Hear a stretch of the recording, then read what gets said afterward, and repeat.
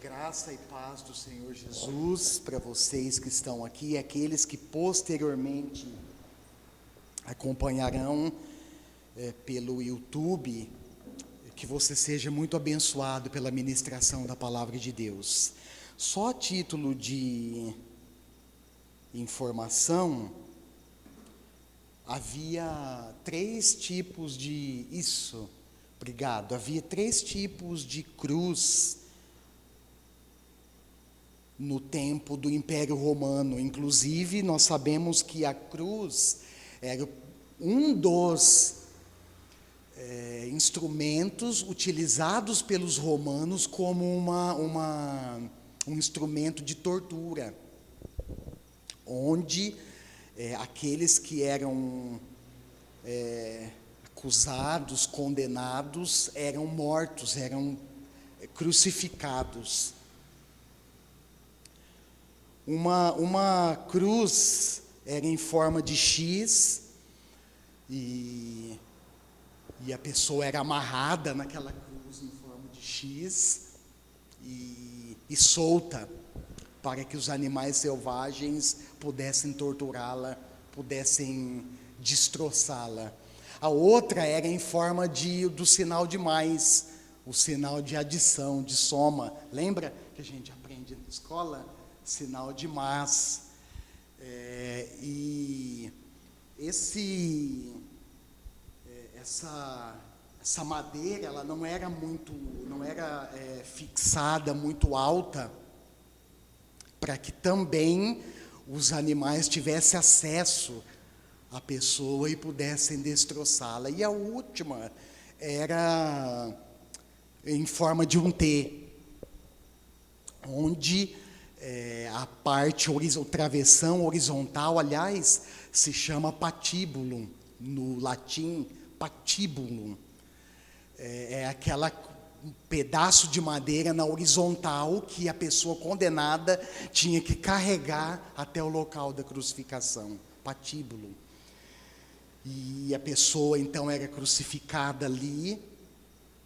Essa era numa altura onde os animais não tinham acesso à pessoa crucificada, por isso eles quebravam as pernas da pessoa ainda viva, para que ela não tivesse possibilidade nenhuma de se desprender e sair daquela cruz. E o nosso Senhor, com certeza, ele foi crucificado nessa cruz, onde, em forma de T, onde a pessoa era suspensa, era colocada num lugar alto, numa região alta, à beira de uma estrada, onde então os viajantes, as pessoas passavam e as pessoas tinham acesso, era fácil a visualização. Então eles viam com clareza, com facilidade, aquelas pessoas que estavam no alto, à beira da estrada, e que tinham sido condenadas e mortas, crucificadas. Irmãos, é uma grande alegria hoje. Na realidade, a igreja cristã celebra esse dia, porque é o dia que nós celebramos a ressurreição, é o domingo da ressurreição. Como foi muito bem ilustrado aí no vídeo, que as crianças gravaram muito bem, o que era para ser um domingo triste, foi um domingo de grande alegria. Porque quando elas chegaram lá, primeiro que elas encontraram um cenário modificado. A grande pedra na gruta havia sido removida. E é interessante porque o relato da ressurreição de Cristo é registrado nos 4 evangelhos, pelos 4 evangelistas. E cada um registra na sua experiência, na sua percepção, na sua particularidade, a partir daquilo que eles ouviram, que eles leram, eles registram. E lá em Lucas, no capítulo 24, elas então se deparam com a pedra do sepulcro removida, E um anjo aparece para as mulheres e diz: olha, vocês estão procurando entre os mortos aquele que vive. Ele não está aqui. Ele ressuscitou conforme havia dito, porque Jesus já tinha mencionado anteriormente. E é interessante porque Jesus, depois ele mesmo aparece às mulheres e ele diz: olha, vão, é a melhor notícia de todas, vão e diga para os meus irmãos. Olha que palavra carinhosa que Jesus usa. Diga aos meus irmãos que me encontrem na Galileia, lá eles me verão. E foi de fato o que aconteceu. Eles se encontraram com Jesus na Galileia, uma região onde ele inicia, é o marco do seu ministério público, e um marco também após a sua ressurreição, um encontro que ele teve com os discípulos após a sua ressurreição. Então a Páscoa, ela é isso, ela é esse anúncio maravilhoso, único, incomparável, de um acontecimento histórico que marcou, que mudou a história da humanidade para sempre, que foi a morte, dois acontecimentos na realidade, a morte e a ressurreição do Senhor Jesus. Amém? Olha para a pessoa que está do seu lado e fala assim para ela: a ressurreição de Jesus é a esperança da sua ressurreição. Amém. Sabe, irmãos, que eu nesses dias, eu refleti em alguns pontos desses dois fatos históricos que marcaram a história da humanidade, a morte e a ressurreição de Jesus. Dá um enter aí, filho, por favor. Isso. E ao pensar nesses acontecimentos, eu fui levado a uma reflexão, irmãos, que eu queria dividir com vocês. Seria até importante, eu sei que a gente não tem o hábito, às vezes, de anotar, mas seria importante anotar, ou se conseguir tirar uma foto aí do seu celular, para você estudar isso durante a semana. Porque uma das questões que eu fiquei pensando, ficou martelando na minha mente e no meu coração, foi o que de fato esses dois acontecimentos, qual é o real significado, o que esses dois acontecimentos, a morte e a ressurreição de Cristo, como isso tem impactado, como isso de alguma maneira tem impactado, tem transformado a minha vida. Eu fiquei pensando muito, irmãos, nisso, nesses dias. O que a morte e a ressurreição de Jesus representa para você? Será que é só um fato histórico que ficou marcado na história do mundo, da época, do mundo como um todo? Será que foi só um fato histórico que mudou a história da humanidade? Mas o que será? Qual é a representatividade da morte e da ressurreição de Jesus para você e para mim? O que isso tem no dia a dia impactado a sua vida? O que isso tem no dia a dia impactado a minha vida? Como temos vivido à luz desses dois acontecimentos? Quais são os benefícios da ressurreição? E por último, não só benefícios, mas também responsabilidades atreladas a isso. Eu não sei se você já teve oportunidade de estudar um pouco, eu passei de uma maneira geral, mas é um assunto que inclusive eu não consigo esgotar aqui em 40 minutos, meia hora, é impossível, irmãos. Mas junto com os benefícios está atrelado, anda junto as responsabilidades que vêm com a ressurreição de Jesus. E aí eu pergunto no final: nós estamos desfrutando desses benefícios e estamos cumprindo essas responsabilidades? Abre um parênteses para fazer outra pergunta: quais são esses benefícios? Que responsabilidades, pastor? Quais são as responsabilidades que a ressurreição de Cristo resultou para os discípulos lá naquele contexto e resulta para nós ainda hoje? Você já pensou nisso? Então, nessa noite, eu quero, de uma maneira sucinta, por causa do tempo, como eu disse, eu não posso esgotar, não dá para esgotar esse assunto, mas eu quero dividir com vocês, compartilhar algumas perspectivas a partir disso, da morte e da ressurreição de Jesus. Primeiro é que a Páscoa carrega na sua essência a realidade da redenção. E como nós precisamos valorizar isso, nós vamos entender um pouco melhor daqui a pouco. Esse, irmãos, essa redenção é o propósito de Deus. Lá em 1 Timóteo 2, 1 ao 6, Paulo escreve que o desejo de Deus é que todos os homens sejam salvos e cheguem ao conhecimento da verdade.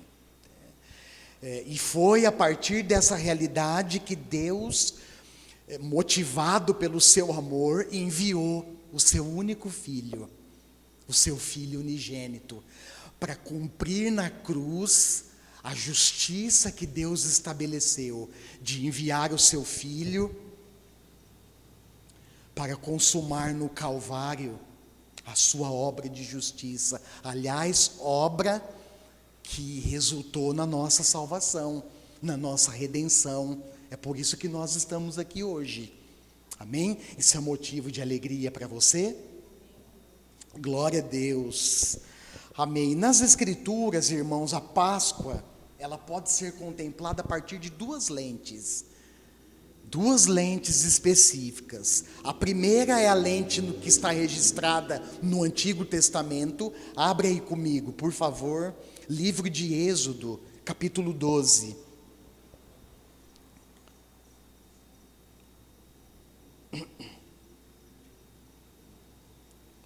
Livro de Êxodo, capítulo 12, versos 1 ao 14. Eu quero fazer leitura. É nesse registro bíblico que nós encontramos, a partir desse texto que nós visualizamos, contemplamos com uma das lentes a realidade da Páscoa. Está escrito assim: o Senhor disse a Moisés e a Arão no Egito: este deverá ser o primeiro mês do ano para vocês. Digam a toda a comunidade de Israel que no 10º dia deste mês, todo homem deverá separar um cordeiro ou um cabrito para sua família, um para cada casa. Se uma família for pequena demais para um animal inteiro, deve dividi-lo com seu vizinho mais próximo, conforme o número de pessoas e conforme o que cada um puder comer. Olha as descrições do animal. O animal escolhido será macho de 1 ano sem defeito, e pode ser cordeiro ou cabrito. Guardem-no até o 14º dia do mês, quando toda a comunidade de Israel irá sacrificá-lo ao pôr do sol. Passem então um pouco do sangue nas laterais e nas vigas superiores da porta, das portas das casas nas quais vocês comerão o animal. Naquela mesma noite comerão a carne assada no fogo, com ervas amargas e pão sem fermento, o conhecido pão asmo. Não comam a carne crua e nem cozida em água, mas assada no fogo, cabeça, pernas e vísceras. Não deixem sobrar nada até pela manhã. Caso isso aconteça, queimem o que restar. Ao comerem, estejam prontos para sair, cinto no lugar, sandália nos pés e cajado na mão. Comam depressa. Esta é a Páscoa do Senhor. Naquela mesma noite, passarei pelo Egito e matarei todos os primogênitos, tanto os dos homens como dos animais, e executarei juízo sobre todos os deuses do Egito. Eu sou o Senhor. O sangue, presta atenção nessa parte, o sangue será um sinal para indicar as casas em que vocês estiverem. Quando eu vir o sangue, passarei adiante. A praga da destruição não os atingirá quando eu ferir o Egito. Este será um memorial que vocês e todos os seus descendentes celebrarão como festa ao Senhor. Celebrem-no como decreto perpétuo. Amém. Olha só, as instruções que Deus dá para o povo da aliança, enquanto eles ainda estavam no Egito. Na realidade, eles estavam de saída. Porque vocês bem sabem que Faraó teve o coração endurecido pelo próprio Deus, para não deixar o povo sair. E conforme o coração dele foi endurecido, Deus foi enviando praga. Uma após a outra, uma após a outra. E a 10ª foi a mais terrível.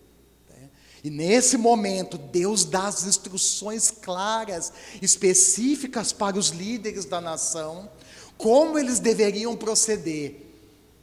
Porque logo após esse episódio, certamente eles sairiam livres, eles seriam libertos do cativeiro egípcio. Na realidade, irmãos, essa Páscoa, ela tem 2 significados. O primeiro é o significado da libertação do povo. E o segundo é que por meio do sangue desse animal que seria passado nas vigas laterais e superiores das portas das casas onde os israelitas habitavam, o anjo da morte não atingiria, eles seriam poupados da morte. Ou seja, o anjo da morte passaria por cima e os israelitas seriam poupados. Então, isso nos ensina que originalmente, segundo as Escrituras e segundo esse texto, a Páscoa, ou o Cordeiro Pascal, ele não tinha conotações expiatórias, ou seja, não tinha como propósito perdão de pecados e desvio da ira de Deus da nação. Para esse propósito, eu vou só mencionar esse texto, depois você pode estudar na sua casa, vale a pena. Para o propósito de expiação, Deus havia determinado um dia específico. Está lá no livro de Levítico, capítulo 23.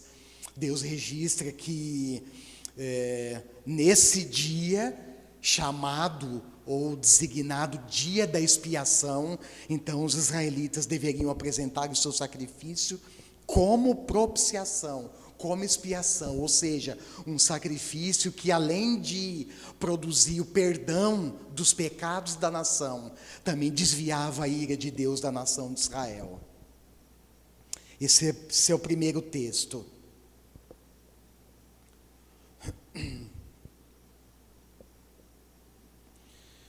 E nesse texto de Êxodo, se você seguir aí olhando as instruções, você vai ver que, como eu disse agora há pouco, eles estão na véspera de sair do Egito, após um longo período de escravidão, sob o jugo de Faraó. Deus dá as instruções para Moisés e Arão. Cada ancião, cada homem da sua família deveria separar um cordeiro. O animal escolhido seria um macho sem defeito, e esse animal seria sacrificado ao pôr do sol. O sangue deveria ser passado nas laterais das vigas, superiores das portas, onde eles comeriam o animal. Junto, complementando o cardápio, tinha ervas amargas e pães sem fermentos. E lá no verso 11 e 12, Deus diz, olha, comam apressadamente. Estejam prontos, cinto no lugar, sandália nos pés e cajado nas mãos. Porque eu passarei pelo Egito e matarei os primogênitos, tanto de homens como o dos animais. E a partir daquele momento, verso 24 ao 27, a Páscoa deveria ser celebrada, como um memorial. Para que isso? Para que as futuras gerações, né, os descendentes deles, soubessem o real significado daquela celebração, que foi uma comemoração de libertação do cativeiro. O principal elemento da Páscoa, que foi celebrada no Egito, prefigurava o sacrifício do Cordeiro de Deus. O apóstolo João, lá no capítulo 1, verso 29 do seu evangelho, ele afirma isso. Logo que João Batista, o apóstolo João registra, logo que João Batista viu Jesus, ele disse: vejam, é o Cordeiro de Deus que tira o pecado do mundo. Graças a Deus por isso. E o segundo texto, irmãos, esse primeiro está no Antigo Testamento e o segundo está no Novo. Abre comigo de novo, Evangelho de Mateus, lá no capítulo 26. Mateus 26, versos 17 ao 30. Está registrado aqui a última ceia de Jesus com seus discípulos, ocorrida durante a Páscoa judaica. Olha lá, eu vou fazer a leitura, Mateus 26, 17 ao 30. No primeiro dia da festa dos pães sem fermento, ou seja, a Páscoa judaica, os discípulos dirigiram-se a Jesus e lhe perguntaram: onde queres que preparemos a refeição da Páscoa? Ele respondeu dizendo que entrassem na cidade, procurassem um certo homem e lhe dissessem: o mestre lhe diz, o meu tempo está próximo. Vou celebrar a Páscoa com os meus discípulos em sua casa. Os discípulos fizeram como Jesus havia instruído e prepararam a Páscoa. Ao anoitecer, Jesus estava reclinado à mesa com os 12. E enquanto estavam comendo, ele disse: digo-lhes que certamente um de vocês me trairá. Eles ficaram muito tristes e começaram a dizer um ao outro, um após o outro: com certeza não sou eu, Senhor. Afirmou Jesus: aquele que comeu comigo no mesmo prato há de me trair. O Filho do Homem vai como está escrito a seu respeito, mas ai daquele que trair o Filho do Homem, melhor lhe seria não haver nascido. Então Judas, que haveria de traí-lo, disse: com certeza não sou eu, mestre. Jesus afirmou: sim, é você. Enquanto comiam, Jesus tomou o pão, deu graças, partiu e deu aos seus discípulos, dizendo: tomem e comam, isto é o meu corpo. Em seguida tomou o cálice, deu graças e ofereceu aos discípulos, dizendo: bebam dele todos vocês, isto é o meu sangue, da aliança que é derramado em favor de muitos para perdão de pecados. Eu lhes digo que de agora em diante não beberei desse fruto da videira até aquele dia em que beberei o vinho novo com vocês no reino de meu Pai. Depois de terem cantado um hino, saíram para o Monte das Oliveiras. Pois bem, a partir desse registro, no Novo Testamento, nós então contemplamos a Páscoa a partir de uma outra lente.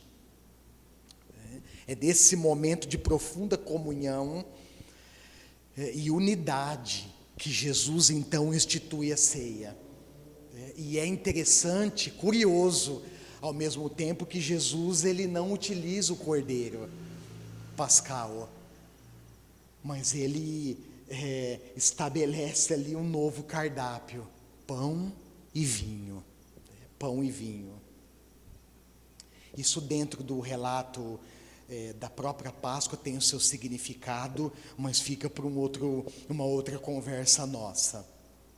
E Jesus, então, ao colocar ali o pão e o suco, ou vinho, melhor, que era misturado com água, ele então explica aos discípulos o real significado daqueles elementos. O pão simbolizava o seu corpo, que seria entregue e castigado pelos soldados romanos. E o cálice simbolizava o seu sangue, que seria derramado em favor de muitos, agora sim, para perdão de pecados. Para perdão de pecados.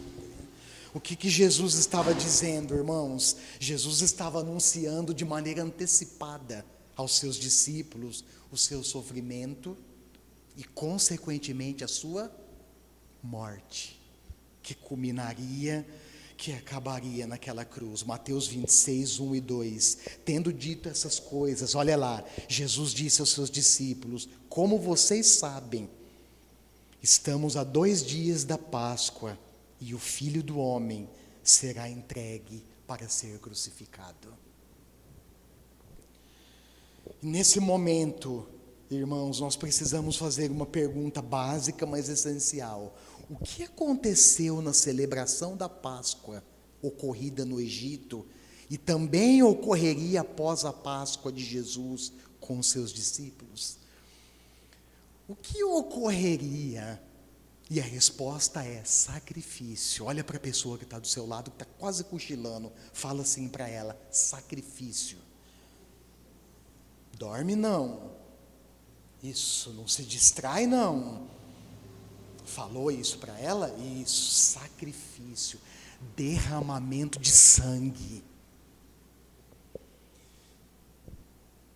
E o autor de Hebreus, irmãos, tem vários textos aqui, mas eu vou passando alguns por causa do tempo, mas o autor de Hebreus, ele nos lembra, Hebreus 9, 22, que sem derramamento de sangue não há o quê? Não há perdão de pecados. Sem sacrifício, irmãos, não haveria perdão para os nossos pecados. Sem derramamento de sangue justo, não haveria remissão de pecados. Nos lembra também que, em contraste com os sacrifícios do Antigo Testamento, também não dá tempo de entrar aqui, mas você vai estudar lá no Antigo Testamento, que repetidas vezes, sempre que o povo pecava, ou o próprio sacerdote pecava, eles ofereciam, o sacerdote oferecia sacrifício. E o sacrifício era um animal que era morto, imolado no altar, o seu sangue era aspergido pelo altar, nas bordas do altar, e a sua carne era queimada no altar. É o conhecido sacrifício, é o conhecido holocausto, um sacrifício totalmente queimado. E era esse sacrifício, irmãos, que Deus havia instituído lá no livro de Levítico. Se você for estudar, tem ali os sacrifícios de comunhão, os sacrifícios pelo pecado, enfim, vários sacrifícios que Deus ordena, estabelece para o povo. É importante lembrar que eles estão saindo, na realidade já tinham saído do Egito, e eles estão rumo a Canaã. E é nesse momento que Deus então estabelece ordens, diretrizes para o seu povo, para que eles não se desviassem do seu caminho, para que eles cumprissem as suas ordenanças. Então Deus estabelece os rituais com sacrifícios. E por isso o sacerdote oferecia repetidos sacrifícios no altar, em favor dele e em favor da nação. Mas o autor de Hebreus nos lembra, olha que coisa linda, esse texto eu quero ler com vocês. Abre aí, Hebreus 9, 26 ou 28. Ele nos lembra que o sacrifício de Cristo, em contraste com os sacrifícios do Antigo Testamento, que eram repetidos sempre que necessários, foi feito uma vez por todas e uma vez por todos. E o sacrifício de Cristo, então, aniquilou o pecado e trouxe salvação a nós. Aleluia! Olha lá, Hebreus 9, 26 ao 28, está escrito assim: se assim fosse, com referência a esses sacrifícios que eu estou mencionando, Cristo precisaria sofrer muitas vezes desde o começo do mundo. Mas agora ele apareceu uma vez por todas, no fim dos tempos. Para quê? Vamos falar essa palavra juntos? Para aniquilar o pecado. Olha só, mediante o sacrifício de si mesmo. Da mesma forma como o homem está destinado a morrer uma só vez e depois disso enfrentar o juízo, assim também Cristo foi oferecido em sacrifício uma única vez para tirar os pecados de muitos. E aparecerá segunda vez. Mas quando ele aparecer segunda vez, olha lá, não será para tirar pecados, mas para trazer o quê? A salvação àqueles que aguardam. Irmãos, que notícia maravilhosa. Aleluia, agora é a hora do aleluia. Aleluia! Oh glória! Que notícia tremenda, que notícia maravilhosa. O sacrifício de Cristo foi consumado, foi definitivo, uma vez por todas, para aniquilar o pecado. E ele aparecerá a segunda vez, como as crianças nos ensinaram no vídeo. Ele prometeu, ele vai voltar. Mas quando ele voltar, irmãos, vai ser para trazer juízo e salvação. Amém. Nesse momento também entra uma outra pergunta, básica, mas essencial. E é aqui que eu quero dividir brevemente alguns aspectos da morte e ressurreição de Jesus. Quais são os benefícios da morte e da ressurreição de Jesus? Você já pensou nisso? Será que você poderia citar algum, pelo menos um ou dois ou três aí? Quais são os benefícios da morte e ressurreição de Jesus? Vai lá, 1, 2, 3 já. Perdão dos pecados. Que mais? Muito bem, obrigado. Acabamos de falar, salvação. Que mais? Justificação. Que mais? Vamos lá. Oi? Isso, como se chama isso? Vamos usar o termo, empregar o termo exato. Reconciliação. Nós somos reconciliados com Deus por meio da morte e da ressurreição do Senhor Jesus. Vamos ver? Então olha lá, abre comigo aí, quem não abriu a Bíblia essa semana, hein? Eita glória, vai abrir hoje. Olha lá, João 3,16. O que está, 16 e 17. O que está escrito lá? Você já decorou, né? Já, ótimo. Porque Deus amou o mundo, vamos falar junto? Porque Deus amou o mundo.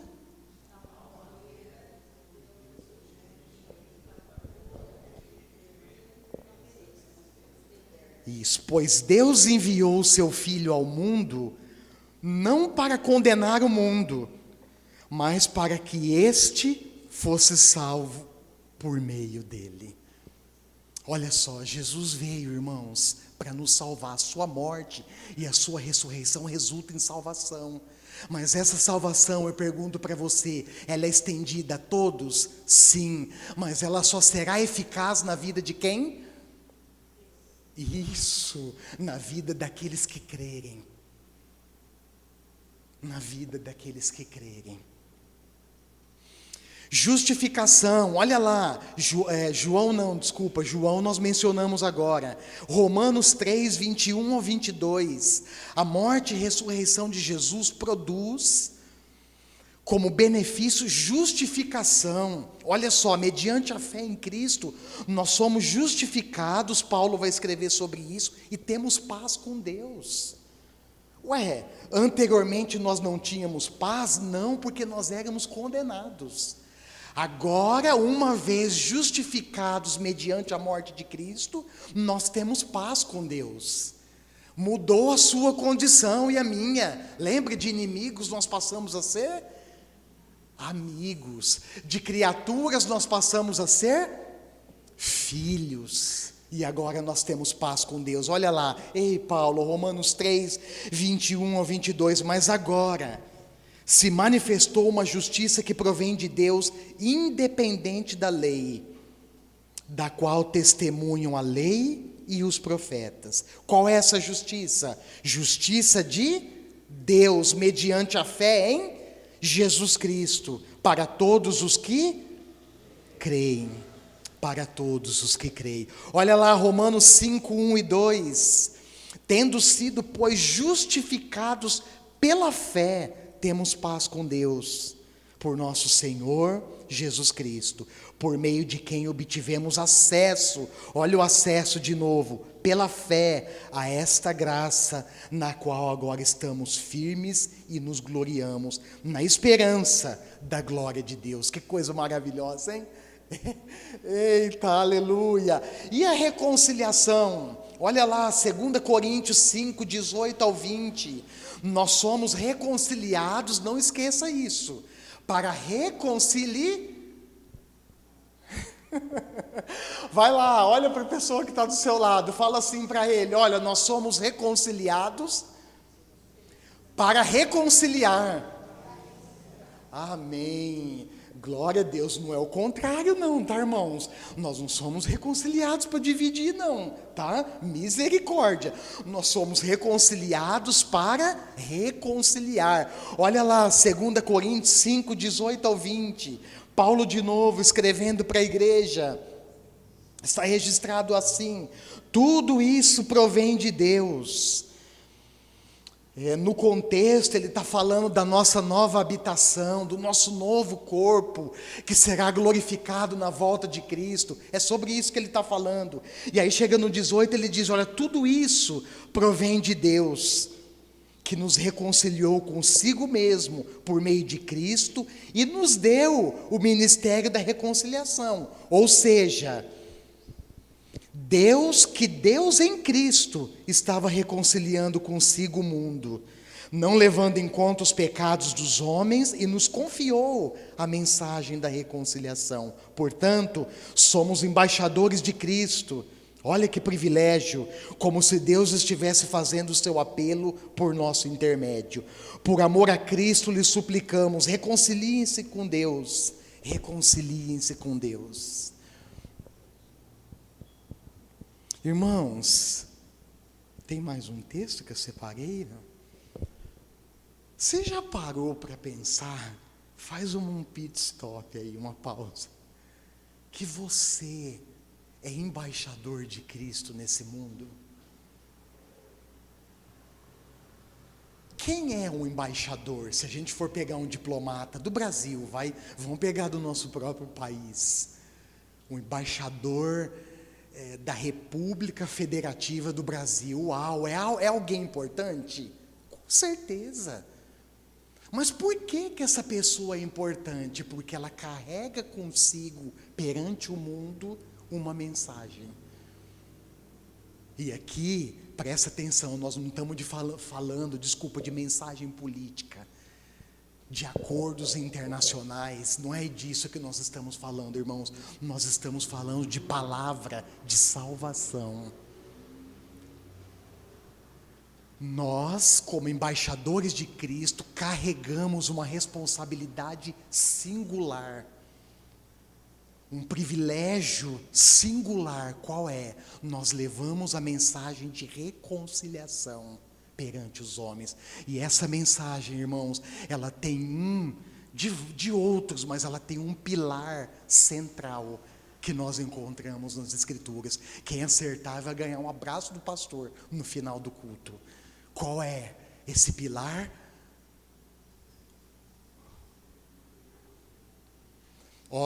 De novo, nós somos embaixadores, certo? Sim ou não? Embaixadores de Cristo, sim. Nós carregamos uma mensagem, sim ou não? Sim. Essa mensagem, ela tem um fundamento, um pilar central, para que os homens tenham acesso a Deus. Qual é esse pilar? A mensagem é Jesus. Mas quando Jesus proclamou também, o que ele proclamou? Arrependimento. Arrependam-se, pois o reino dos céus está próximo. Essa é a mensagem, irmãos. Sem arrependimento não há perdão de pecados, e sem perdão de pecados não há reconciliação, não há justificação, não há salvação. E agora eu quero passar para as responsabilidades, para eu fechar aqui com vocês. E as responsabilidades? Será que um discípulo de Jesus tem responsabilidade? Sim ou não? Ou Jesus nos chamou só para,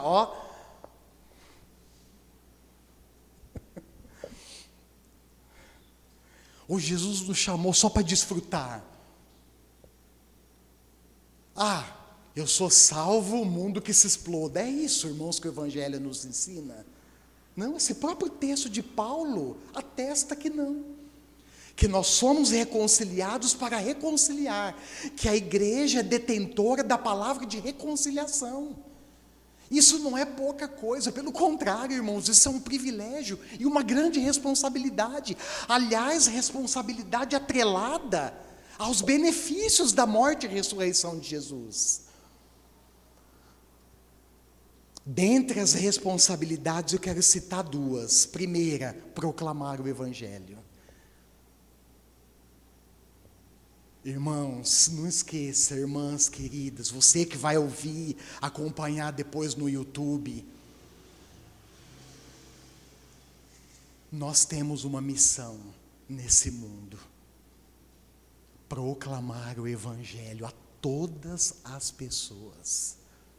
Não importa a sua classe social, sua etnia, sua posição na sociedade, a sua cultura, não importa. E proclamar o Evangelho é, na sua essência, compartilhar as boas novas de Deus a respeito de quem? Agora sim entra, a respeito de Jesus. Olha lá o que Marcos registrou no seu Evangelho, Marcos 16:15. Você que é rápido de endereço, corre lá comigo. E disse-lhes, após a sua ressurreição, Jesus reúne os seus discípulos e diz, olha, vão pelo mundo todo e preguem o Evangelho a todas as pessoas. Se espalhem pelo mundo e preguem o Evangelho a todas as pessoas. É por meio da proclamação que Deus escolhe salvar aqueles que creem. Se nós, irmãos, nos calarmos, nós estamos negligenciando uma responsabilidade legítima que Deus ordenou para cada um de nós. Compartilhar as boas novas de Deus a respeito de Jesus com todas as pessoas. E eu citei dois textos, 1 Coríntios 1:21, eu relacionei aqui, e Atos 2:38-41, que registra a proclamação, a pregação de Pedro, lá no dia de Pentecostes. Lembra? Pedro se levanta, anuncia o arrependimento em Cristo. E o texto diz, Lucas registra, ainda bem, obrigado Lucas, ele registra que naquele dia, irmãos, houve um acréscimo de 3.000 pessoas que ouviram o Evangelho. Mas por que eles ouviram? Porque os apóstolos estavam ali e comunicaram. E eles aproveitaram uma oportunidade, porque quando o Espírito Santo desce, você conhece o texto, eles começam, galileus, pessoas simples, começam a falar em outras línguas, as pessoas de outras regiões que estavam ali, ouvem eles falarem na sua língua paterna, na sua língua original, e pensam, como é que essa turma está bêbada? São homens bêbados. E aí Pedro aproveita o gancho. Olha, eles não estão bêbados como vocês pensam. É 9 horas da manhã ainda. Pelo contrário, isso que vocês estão vendo foi predito pelo profeta Joel, capítulo 2. Nos últimos dias eu derramarei do meu espírito sobre toda a carne. Lembra desse texto? E aí Pedro, então, irmãos, dá uma aula. aquele Pedro medroso, que tinha negado Jesus 3 vezes antes, agora se levanta diante de um público imenso e prega o quê? Boas novas em Cristo. E prega o quê? Arrependimento para perdão de pecados. E naquele dia, 3.000 pessoas que ouviram a palavra, creram e foram batizadas no mesmo dia. Porque no lugar onde eles estavam era cheio de tanques distribuídos. Talvez você pense, pastor, como é que batizou 3.000 pessoas no mesmo dia? Por causa disso. Haviam vários tanques no chão, distribuídos naquele lugar. E aí naqueles tanques os apóstolos batizavam as pessoas. Que coisa maravilhosa, hein? 3.000 pessoas. A partir de uma única pregação, a partir de uma única mensagem. E a segunda responsabilidade é fazer discípulos de todas as nações. Mateus 28, 16 ao 20, essa é a ordem de Jesus para todos os seus discípulos. Abre um parênteses, eu quero te dizer uma coisa, presta atenção. Se você tem feito tudo, se você tem feito um monte de coisa, mas não tem feito discípulos, eu preciso te dar uma notícia, querido. Você está aquém, eu estou aquém da ordem que Jesus nos deixou. Veja bem, irmãos, eu não estou criticando, nós podemos fazer várias coisas na igreja. E nós fazemos.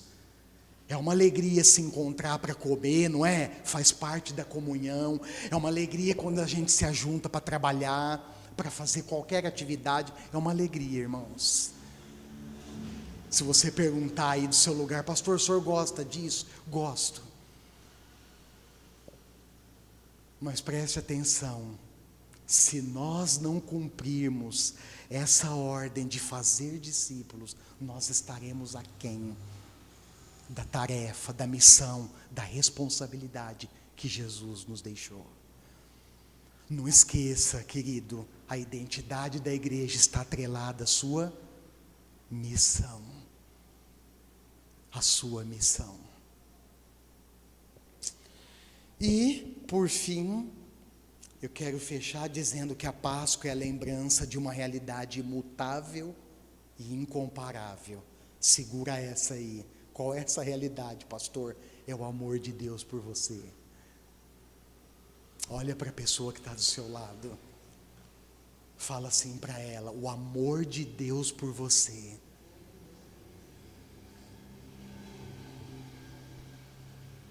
é imutável.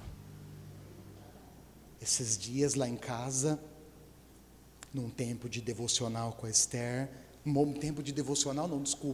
conversa formal ali na sala, eu disse assim para ela: filha, se você fizer uma coisa muito errada, muito feia, cometer um pecado gravíssimo, todo pecado é grave, Deus deixa de te amar, sim ou não? A resposta, irmãos, veio na hora. Veio certeira, na hora e certeira, imediata e certeira. Ela disse: não, papai, de fato não. Sabe por quê, irmãos? Porque a essência de Deus é amor. E aliás, amor sacrificial. É por isso que a gente está aqui celebrando a Páscoa. Que na realidade cristã não tem nada a ver com comércio. Que na realidade cristã não tem nada a ver com chocolate, com ovo de chocolate, com um coelhinho de qualquer cor que seja. Não. A verdadeira Páscoa registra a morte e ressurreição de Cristo pelo perdão dos nossos pecados, ou para o perdão dos nossos pecados. Amém? Isso é a Páscoa. Essa é a lembrança da Páscoa, do amor de Deus por você. Falei aqui, nós falamos, a ressurreição de Jesus é a garantia da nossa ressurreição. E eu quero fechar com isso, porque é maravilhoso, irmãos. O apóstolo Paulo registra em 1 Coríntios capítulo 15, num momento, num abrir, abre e fecha seus olhos, num abrir e fechar de olhos, ao som da última trombeta, pois a trombeta soará. Os mortos ressuscitarão incorruptíveis, e nós, os que estiverem vivos, seremos transformados. Pois é necessário que aquilo que é corruptível se revista de incorruptibilidade. Aquilo que é mortal se revista de imortalidade. Quando, porém, o que é corruptível, tudo isso aqui é Paulo escrevendo aos Coríntios. Quando, porém, o que é corruptível se revestir de incorruptibilidade, o que é mortal de imortalidade, então se cumprirá a palavra que está escrita: a morte foi destruída pela vitória. Aleluia! Agora é a hora do aleluia. Onde, olha a pergunta, irmãos, que Paulo faz: onde está, ó morte, a sua vitória? Onde está, ó morte, o seu aguilhão? A ressurreição, irmãos, é a prova de que tudo o que Deus revelou no seu Filho foi completo e verdadeiro. É isso que nós celebramos, irmãos. Ainda que de maneira tímida, ainda faltando um monte de gente aqui. É isso que nós celebramos.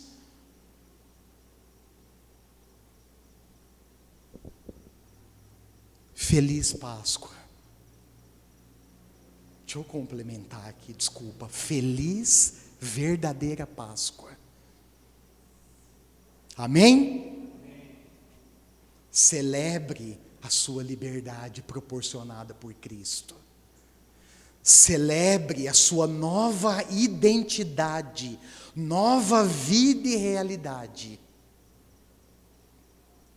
conquistada por Cristo lá no Calvário. Feche seus olhos.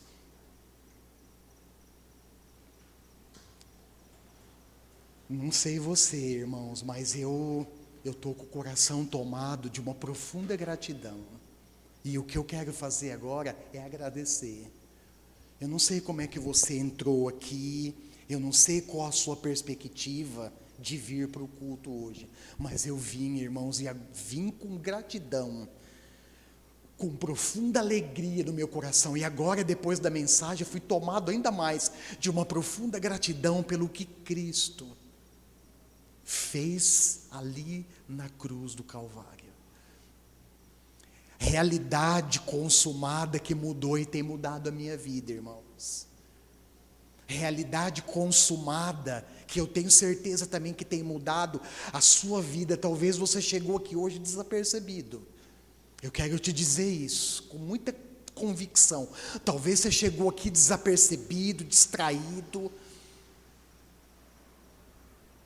Mas dentre as realidades que Deus afirmou para você por meio da palavra essa noite, uma delas foi o amor dele por você. Eu quero te dizer uma coisa, querido, para uma pessoa específica que o Espírito Santo está ministrando no meu coração agora: Deus não abre mão da sua vida por nada nesse mundo.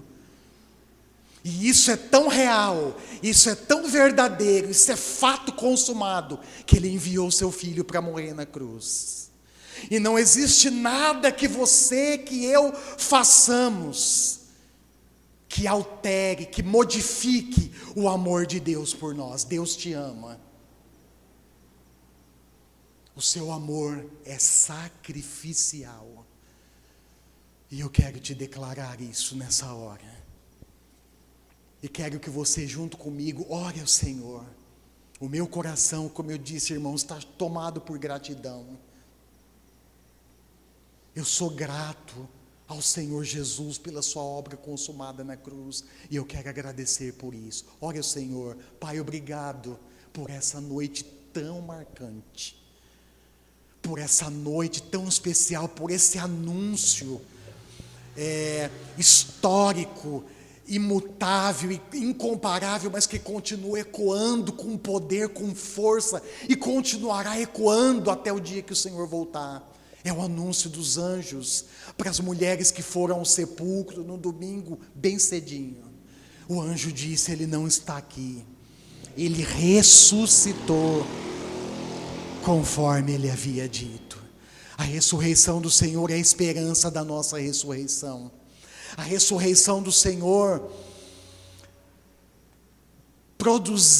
proporcionou benefícios, conforme nós comentamos aqui, conforme foi falado aqui, benefícios incomparáveis. A nossa salvação, a nossa justificação, a nossa redenção, a nossa reconciliação, mas também não podemos nos esquecer, não podemos dissociar, não podemos separar o que as Escrituras não separam, que é a nossa responsabilidade. Proclamar o Evangelho e fazer discípulos de todas as nações. Eu confesso, Senhor, que eu não quero, pessoalmente eu declaro isso em oração, eu não quero viver aquém da missão que o Senhor deixou para nós, que o Senhor ordenou para nós. Eu não quero viver aquém, eu não quero me perder por aí, eu não quero me perder em atividades, Senhor, que não me coloquem rumo, frente a frente, a ordem clara que o Senhor deixou para a sua igreja. Proclamar o Evangelho a todas as pessoas e fazer discípulos de todas as nações. Que sejamos fiéis no cumprimento dessa responsabilidade e que a sua graça permaneça sobre nós. Com gratidão eu oro, em nome do Senhor Jesus. Amém. Amém. Graças a Deus. Louvado seja o Senhor.